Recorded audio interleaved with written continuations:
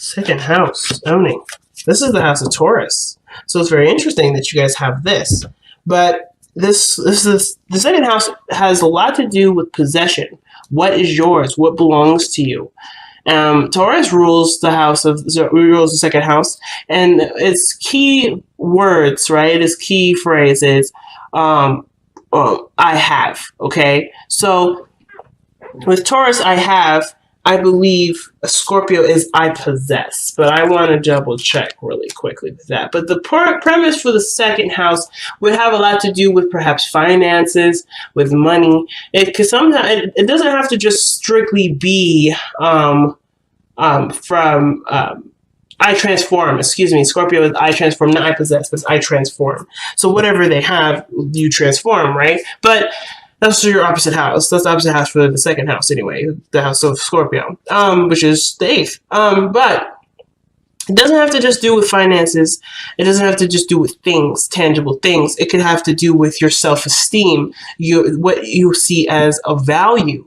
Because what I have is something that you would obviously possess based off of the value system that you have, your value system, your self-esteem, the way you carry yourself. But most importantly, it is definitely, the second house has a lot to do with what you believe is yours, and having to do with your personal spiritual self, if that makes sense. What part of you belongs to you? Mainly what I'm getting from this energy for you guys this time is what is yours. Okay, what is yours? And it may have to do with self-esteem, but I don't know yet. So we're gonna have to kind of dive into the reading to really get a closer look as to what the second house is tailing to.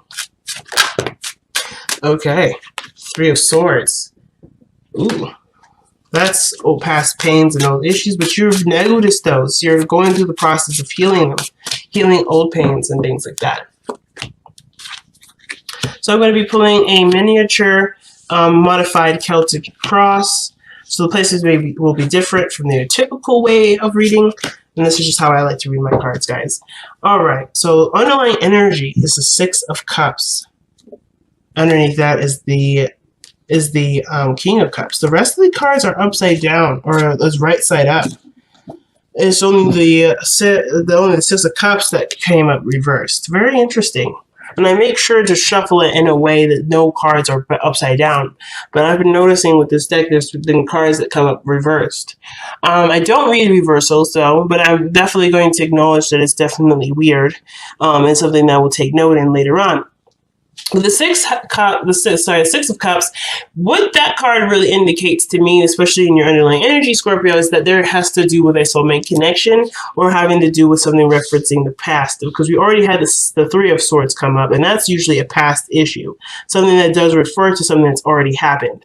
And the 6 of Cups, this could indicate to happy memories, rose-tinted glasses. The 6 of Cups could also indicate children, but I don't think there's really any children involved. Some of you guys may have some direct children involved, but I don't think it's the case. But anywho, what makes you happy? What memories do you have of a time when you felt the most happy, the most innocent? I feel like this is a snapshot of innocence here.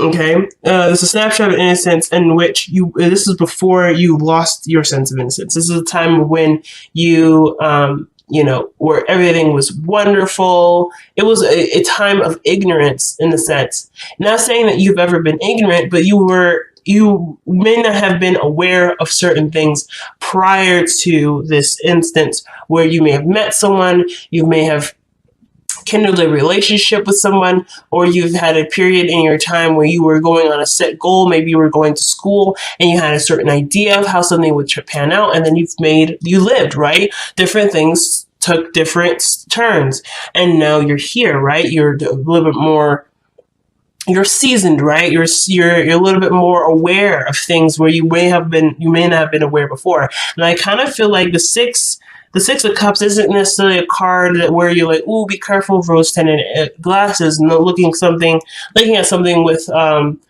a pigment to it where it's not necessarily as it is, right? I feel like you guys are noticing things about yourself that you may not have noticed before. That's what I'm getting with the Six of Cups. Because when you look back at a time when you were innocent, you have become aware of something that you were once not aware of before. And I kind of get the vibe that you guys are coming to a state of awareness.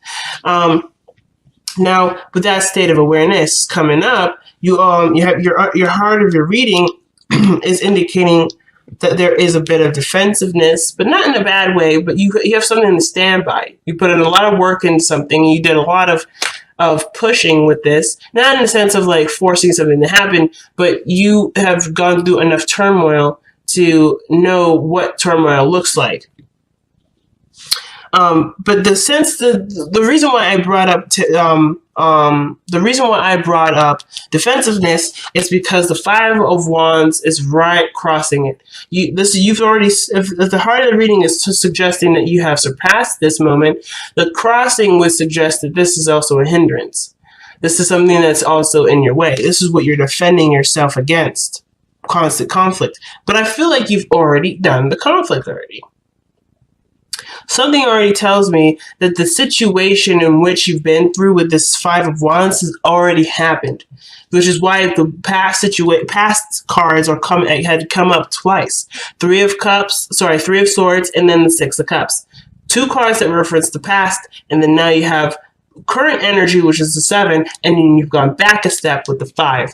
I feel like you're looking at a situation and trying to become more aware of conflict before it arises, because you do not want to be caught off guard. I feel like there's an energy where you're refusing to be caught off guard. So you're paying more attention to detail, you're hyper aware, and you're hypersensitive to situations that are coming to you or signs that something's a brewing, okay? Now in the past, the Justice card comes up. I feel like you got some things straightened out, things set to rights here.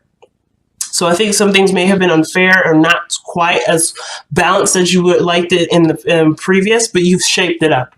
Something has happened where things are now at a stable place. You've gotten yourself pretty far here with Justice.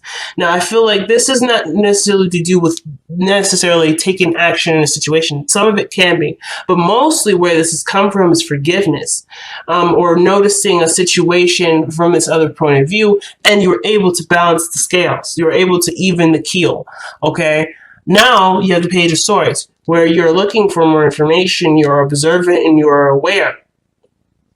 But I feel like also there may be some immature communication here that you're noticing. Now, it's interesting. I pulled you to a reading prior to this, and I didn't know if I was making any sense. And the cards that you got before was the 12th house and the moon as your underlying energy. And this reading is no different. It's exactly the same. But the difference, well, it's the same to some degree. The part that's very interesting to me regarding this reading here is the second house choice, where we went from 12 now to the second.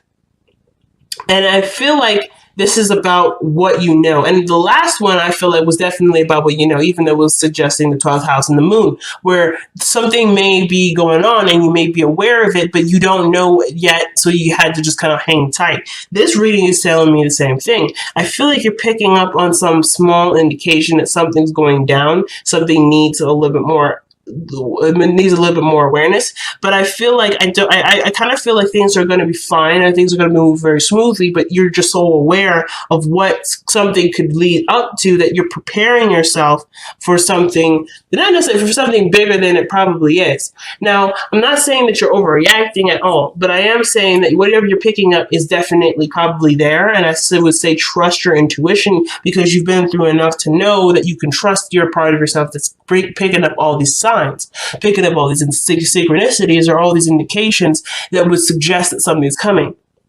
So I'm definitely not saying not trust yourself, but in the way of handling it, perhaps there may be something that's coming in that may need a little bit more conversation, and it doesn't need to actually go crazy or fall off the rails. So I feel like with the Five of Wands, it's indicating that the situation there is some sort of conflict, but one where it can be easily resolved, if that makes sense. Because I see the Knight of Wands here. It's going. That's having more fun and focusing on the passions or the situation at hand rather than, straying off and letting it get too crazy. So I feel like right now, yes, something's coming, Scorpio, but the way that you're going about it is very good with not reacting to what you feel, but just being ready to hear what you need to hear so that way you can dispute whatever this arguing is, whatever this imbalance is, or whatever this conflict is, because you are hyper aware of what that looks like. You already know what that looks like. So it's nice to see the Knight of Pentacles because it's telling you, it's not telling you to do anything, but I feel like your approach with it is slow and steady. The card is the card of slow and steady. Sorry, the Knight of Pentacles is the card of slow and steady. Taking it easy, being very meticulous, and coming at it with a strategy. This could have to do with your workspace. It could have to do with something at work or somebody that is just, that's, you could be dealing with somebody that may not be up to the skills desirable, but this is someone that doesn't necessarily stop to just admire. It's someone that's slow moving and slowly progressing in a positive way. And I feel like this could be you taking this opportunity with what you know and taking slow approaches and how to handle them differently.